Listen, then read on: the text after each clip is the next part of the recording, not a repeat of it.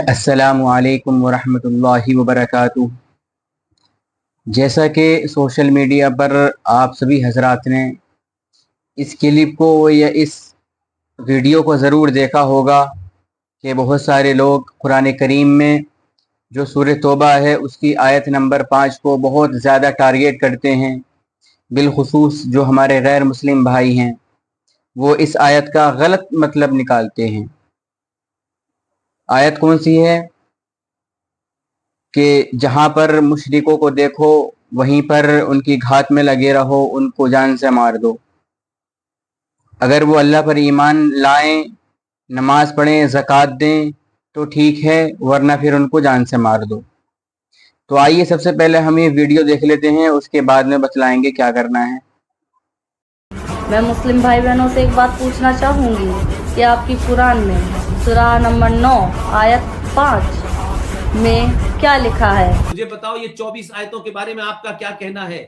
اس میں سورہ نمبر 9 آیت نمبر 5 پہ لکھا ہوا ہے کہ مشرک جہاں بھی ملے اور وہ تمہارے اللہ کو قبول کرنے سے منع کر دے اس کا قتل واجب ہے۔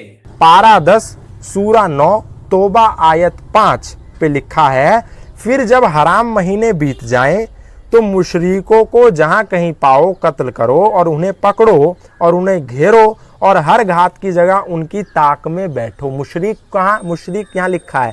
مشرک کا مطلب ہوتا ہے جو مورتی کی پوجا کرتے ہیں۔ مسلمان تو مورتی کی پوجا نہیں کرتا، ہندو کرتا ہے نا، عیسائی بھی مورتی کی پوجا نہیں کرتا، ہندو کرتا ہے۔ تو ہندو کے لیے لکھا ہے کہ جہاں کہیں پاؤ وہاں گھات کرو، وہاں قتل کرو۔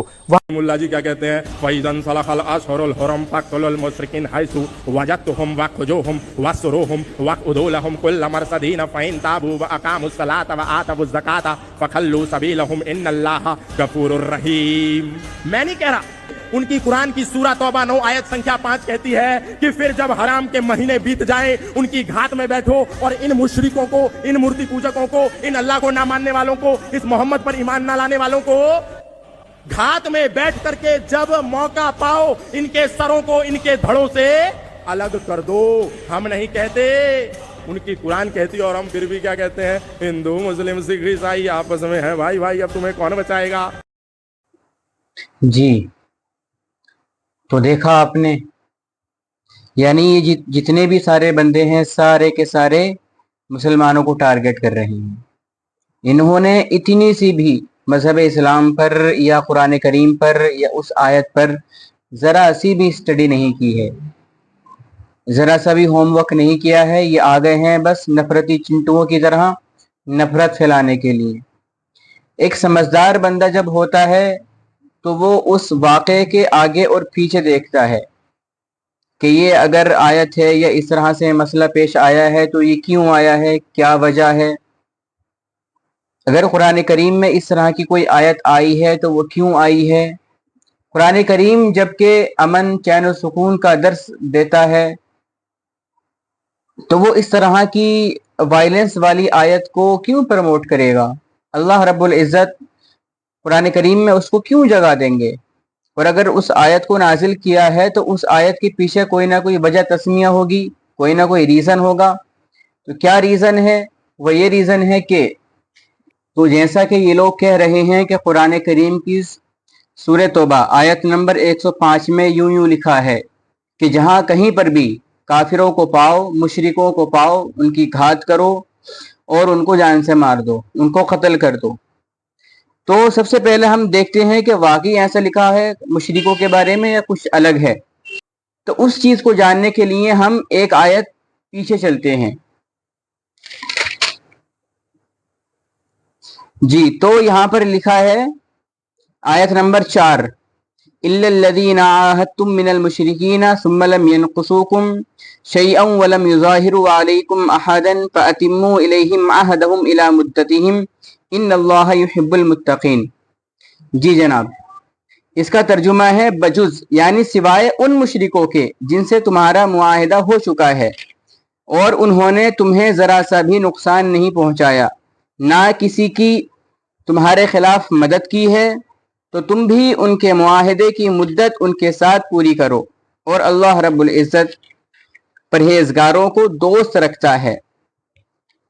जी जनाब, तो यहाँ पर ये कहना चाह रहे हैं कि जिन मुशरिकों के साथ तुम्हारा एग्रीमेंट हो चुका है, तुम्हारा मुआहिदा हो चुका है, यानी आप यूं समझ लें कि जब मुसलमानों ने मक्का को फतह कर लिया था, उसको जीत लिया था, तो वहां पर मुसलमानों में और गैर मुस्लिमों में एक एग्रीमेंट हुआ था, एक शर्त हुई थी कि भाई हम आपको परेशान नहीं करेंगे और आप हमें परेशान मत करना, हम आपको तकलीफ नहीं पहुंचाएंगे और आप हमें तकलीफ नहीं पहुंचाना।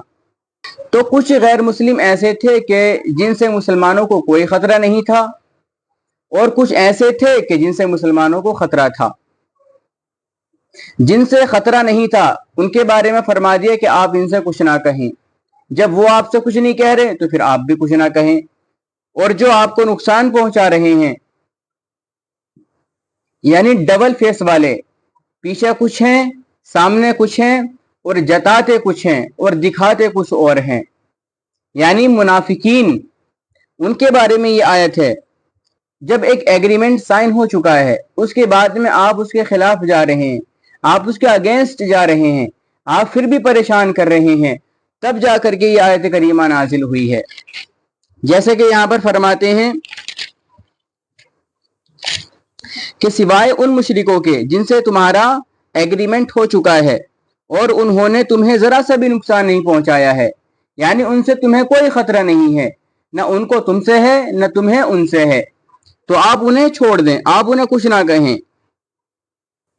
फिर आगे फरमाते हैं فَإِذَا انْسَلَخَ الْأَشْهُرُ الْحُرُمُ فَاقْتُلُوا الْمُشْرِكِينَ حَيْثُ وَجَدتُّمُوهُمْ وَخُذُوهُمْ وَاحْصُرُوهُمْ وَاقْعُدُوا لَهُمْ كُلَّ مَرْصَدٍ فَإِنْ تَابُوا وَأَقَامُوا الصَّلَاةَ وَآتَوُا الزَّكَاةَ فَخَلُّوا سَبِيلَهُمْ إِنَّ اللَّهَ غَفُورٌ رَحِيمٌ۔ جی جناب، پھر جب حرمت والے مہینے گزر جائیں، حرمت والے مہینوں سے مراد رجب، ذوالقعدہ، ذی الحجہ اور محرم ہے۔ اس میں اختلاف ہے، بعض مفسرین کچھ اور کہتے ہیں، لیکن یہاں پر ہم دیکھ لیتے ہیں کہ یہ 4 مہینے مراد ہیں کہ جب یہ مہینے گزر جائیں آپ ان مہینوں میں لڑائی نہ کریں، ان مہینوں میں قتل و قتال نہ کریں۔ جب یہ مہینے گزر جائیں پھر آپ ان کو، مشرکوں کو جہاں پاؤ ان کو قتل کر دو۔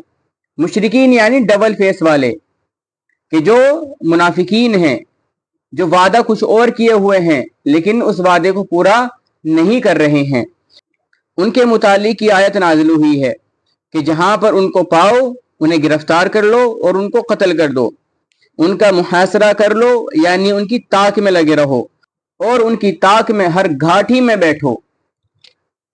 یہاں پر آپ سب سے پہلی بات تو یہ سمجھ لیں کہ سارے غیر مسلموں کی بات نہیں ہو رہی ہے، جو مسلمانوں کو پریشان کرتے ہیں صرف اور صرف ان کی بات ہو رہی ہے، یعنی جہاں پر وہ ڈبل فیس والے، جو منافقین ہیں، جو غدار ہیں، جہاں پر ان کے قلعے ہیں، جہاں پر وہ آرام کرتے ہیں، تو آپ صرف اور صرف انہی جگہ پر بیٹھیں، انہی جگہ پر ان کی گھات کریں، ان پر نظر رکھیں، صرف اور صرف وہیں پر، ہر جگہ پر نہیں۔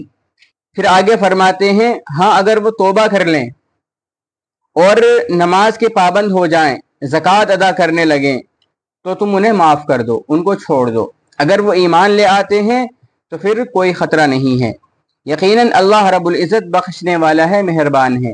یعنی اگر انہوں نے ایسا کچھ کیا بھی ہے اور اس کے بعد میں اگر وہ توبہ کر رہے ہیں تو اللہ تبارک و تعالی بہت معاف فرمانے والے ہیں، لہٰذا آپ بھی ان کو معاف کر دو، ان کی راہیں چھوڑ دو۔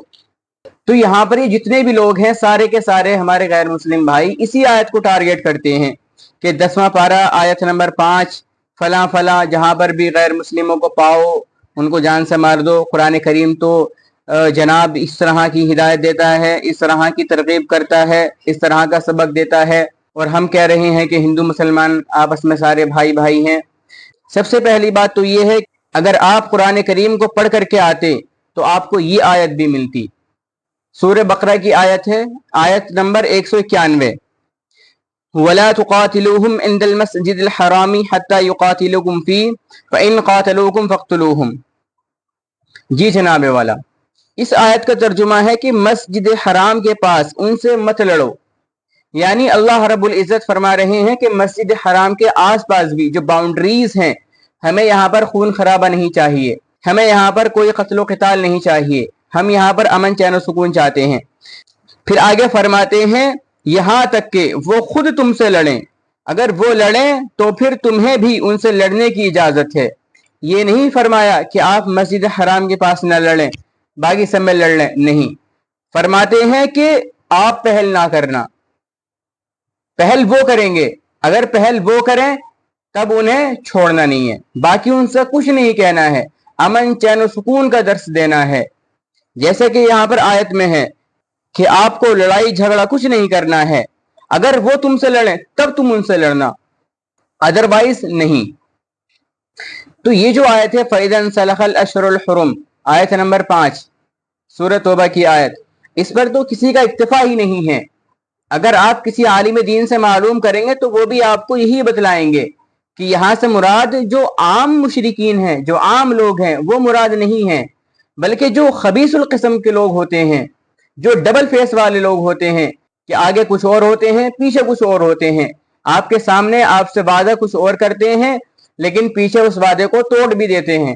تو یہاں سے مراد وہ لوگ ہیں، جو عام لوگ ہیں وہ مراد نہیں ہیں۔ اچھا، پھر ایک جگہ اور فرماتے ہیں، پارہ 30 سورہ کافرون کی آیت ہے، لکم دینکم ولی دین، اللہ رب العزت فرماتے ہیں کہ تمہیں تمہارا دین مبارک ہو اور ہمیں ہمارا دین مبارک ہو۔ تو اگر آپ قرآن کریم کو پڑھتے تو آپ کو یہ بھی آیت ملتی۔ آپ ایک ہی آیت کو ٹارگیٹ نہ بنائیں، آپ ایجوکیٹڈ بندے ہیں، آپ سمجھدار بندے ہیں، ہزاروں لوگ لاکھوں لوگ آپ کو سنتے ہیں، آپ کیا میسج دے رہے ہیں معاشرے کو؟ لوگ آپ کو سنیں گے، وہ کس راہ پہ چلیں گے، ان کے ذہن میں کیا آئے گا؟ ان کے ذہن میں نفرت بیٹھے گی، محبت بیٹھے گی۔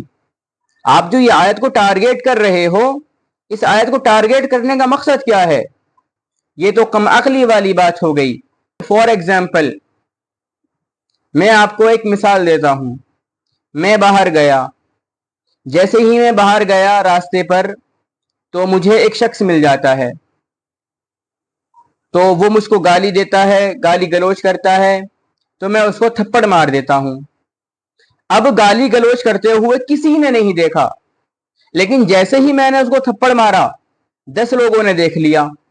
اب اس شخص کو جس کو میں نے تھپڑ مارا تھا وہ وہیں پر تماشا بنانا شروع کر دے، وابیلا مچا دے کہ مجھے تھپڑ مار دیا، مجھے یوں کر دیا، مجھے ویسا کر دیا، اس نے مجھے کیوں مارا۔ تو وہاں پر جو لوگ آئیں گے وہ سارے کے سارے میری ہی غلطی بتلائیں گے کہ بھئی آپ نے ان کو تھپڑ کیوں مارا، لیکن میں نے کس وجہ سے مارا وہ کوئی نہیں بتلائے گا، اس کو صرف اور صرف میں ہی بتلاؤں گا۔ تو کوئی بھی شخص ہوتا ہے تو وہ ایسے ہی کسی کو تھپڑ نہیں مار دیتا، کوئی نہ کوئی وجہ رہی ہوتی ہے۔ اگر کسی کا مرڈر ہو جاتا ہے، کوئی کسی کو جان سے مار دیتا ہے، تو کیا صرف اور صرف جو پولیس ہوتی ہے وہ اس کو ایسی اٹھا لیتی ہے؟